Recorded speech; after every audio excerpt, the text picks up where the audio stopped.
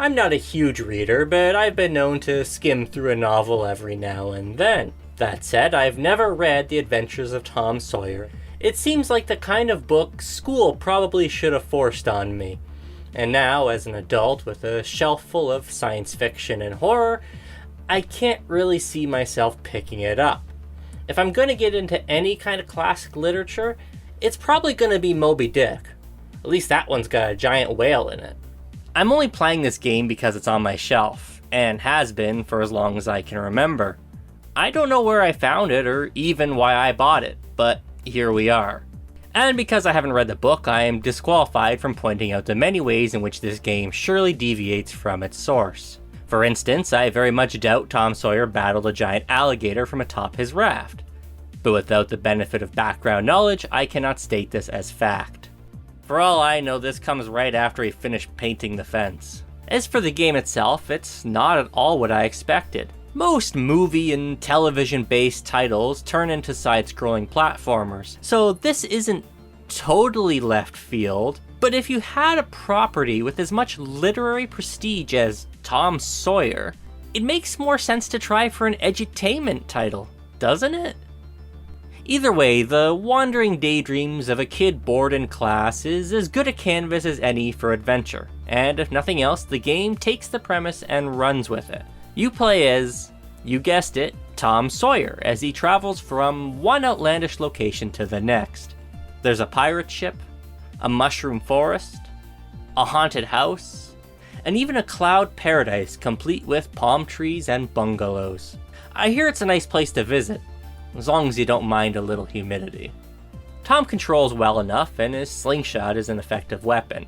Rest assured, the only real issue to contend with here is some occasionally spotty level design. Hazards are not always telegraphed, which might result in a few unnecessary deaths. Or in my case, a few dozen. In the end, you'll either triumph or fail based on your capacity for memorization. This is not a hallmark of good game design, but it's common practice with NES titles, so it's not exactly a deal breaker either. Probably the most frustrating aspect of the game, and something I learned well after the fact, is that the levels are allegedly out of order. The aforementioned pirate ship stage is intended to be one of the final areas, but in the North American release, it's the first. Because of this, the game is likely to turn away a lot of interested players and mislead those looking for a challenge.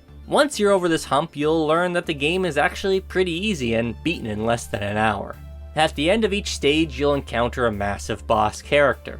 The alligator is one of them, along with an octopus, a gorilla, and a weird cloud imp. Unfortunately, as visually impressive as these creatures are, they mostly feel like sprite swaps. You approach each encounter much the same way, clinging to the left side of the screen, making sure you land more shots than they do. It might have helped things if the bosses were more mobile, but the developers were obviously more interested in spectacle than creating an engaging experience. Nowhere is this more clear than in the game's final encounter against Injun Joe. His name, coupled with the character's appearance, leads me to believe that this is an outdated cultural depiction lifted from the novel. But since he appears riding on a dinosaur, all bets are off. The sight of a Native American warrior shooting arrows from atop a brontosaurus may seem intimidating at first, but you'll quickly realize that he's a complete pushover. Interspersed among the platforming challenges are two auto-scrolling stages. They're a nice change of pace and take a lot of inspiration from shmups. After clearing the pirate ship, you'll find yourself rafting up a river.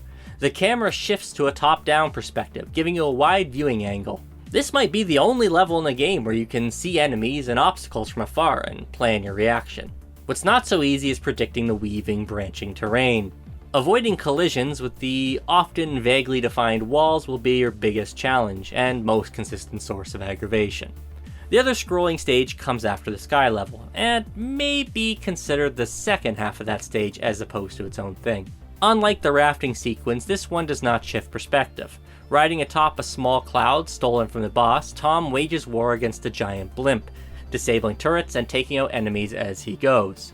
Unfortunately, neither the Red Baron nor Snoopy are on hand to provide air support. Overall, the gameplay is mediocre, but serviceable. A conclusion which I feel rings just as true for the presentation. In terms of audio, it's chock full of forgettable sound effects and music, and the graphics, despite the impressive scale of certain enemies, aren't much better. The only thing I will commend, however, is the clarity of the visuals. Character and environmental sprites are never super detailed, but the use of contrast and simple clean shapes means you'll never be left wondering what you're looking at. This in turn supports the inoffensive gameplay to make an overall average package. That's not high praise, but still quite far above anyone's expectations. In a weird twist of fate, this game is actually quite a bit better than your average NES cash grab. Ghostbusters? Roger Rabbit? Dick Tracy? You can keep them. I'll take Tom Sawyer any day.